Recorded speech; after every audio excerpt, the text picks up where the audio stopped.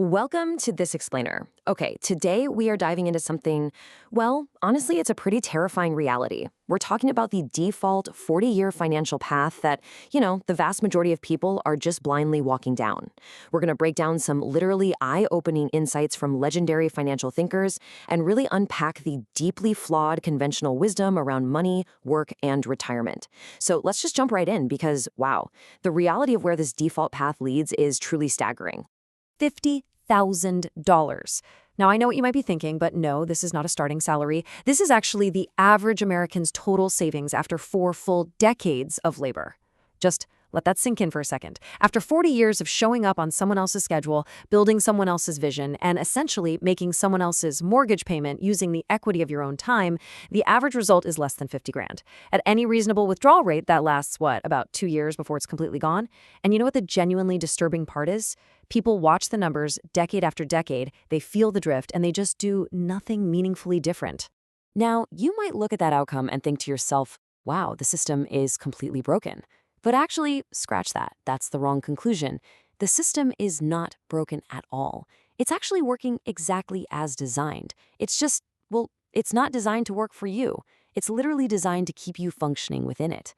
But there is a small, very specific group of people who use a completely different mental architecture to exit that system entirely. And I'm not talking about in 40 years or even 20. We're talking about in just 7 to 10 years, sometimes even as little as 5. So here is the exact 5-step framework we're going to use today to map out this escape. First, the traditional retirement trap. Second, the principle of inversion. Third, calculating your freedom number. Fourth, compounding your scalable skills. And finally, number 5, changing your financial identity. Let's dive right in. Section 1, the traditional retirement trap, or as it's often called, the 40-year sentence. Think about it. Conventional wisdom essentially tells us to trade the absolute best 40 years of our lives for the last 20, right when we're, let's be honest, often too old and tired to really enjoy it. That is just a deeply unfavorable trade. Now, even the popular FIRE movement, financial independence, retire early, it actually shares a fundamental flaw with this traditional model. They both kind of mistakenly treat total inactivity, like the complete stopping of productive work, as the ultimate destination. But here's the thing. Humans are driven creatures. Doing purposeful, value-creating work, that's one of our greatest sources of meaning. If you remove that entirely, people actually start to deteriorate. So the goal shouldn't be stopping work forever. It should be reaching a point where you only work on things you choose, exactly when you choose to do them. Moving on to Section 2, the principle of inversion and how to avoid the traps. Before we can even figure out how to get to freedom, we need to use this amazing diagnostic tool that brilliant thinkers like Charles Darwin famously used. Darwin would actually go out of his way to look for evidence that contradicted his own theories, just to fight his own biases. We need to do the exact same thing with our money. It's called inversion. Basically, instead of asking, how do I reach financial freedom, you cleanly reframe the question. You ask yourself, what behavior patterns are absolutely guaranteed to keep me financially trapped? And then you just systematically avoid those exact actions. So what actually guarantees you stay trapped? Well, the evidence highlights 3 massive behavioral traps. First up, treating your 20s and early 30s like they're just a rehearsal. Let me tell you, deferring compound growth until things settle down is a literal mathematical catastrophe. Time simply cannot be earned back. Second, confusing the appearance of wealth with actual wealth.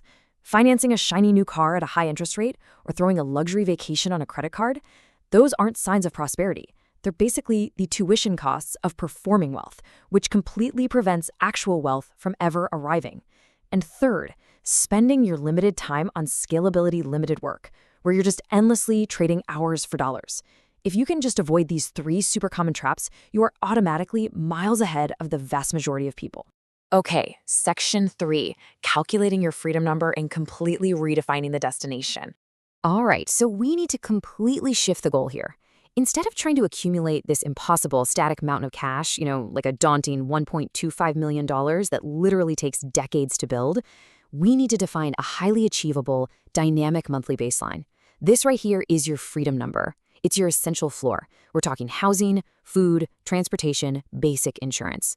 So let's just say that number is $4,000 a month.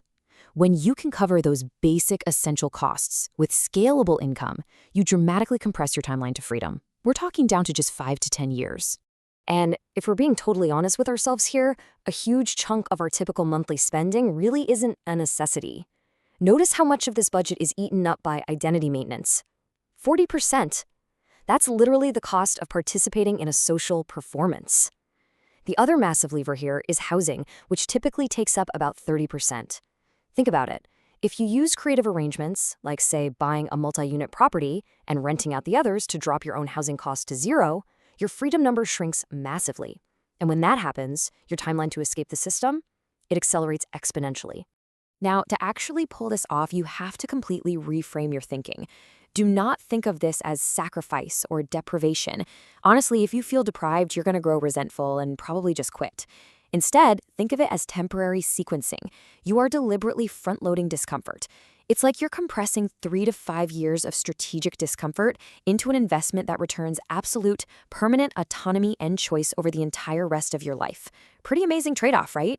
This brings us to Section 4, compounding your scalable skills. This is the real vehicle for your escape. Look, saving money is great, but it's purely defensive. To actually escape, we need an offensive vehicle. And the most important unit of account here isn't a stock, it's the compounding of your scalable skills. See, in conventional hourly work, you are always exchanging time for money. Even if you're a super highly paid consultant, you are permanently capped by the 24 hours in a day. You are the permanent bottleneck. But scalable work? That is entirely different.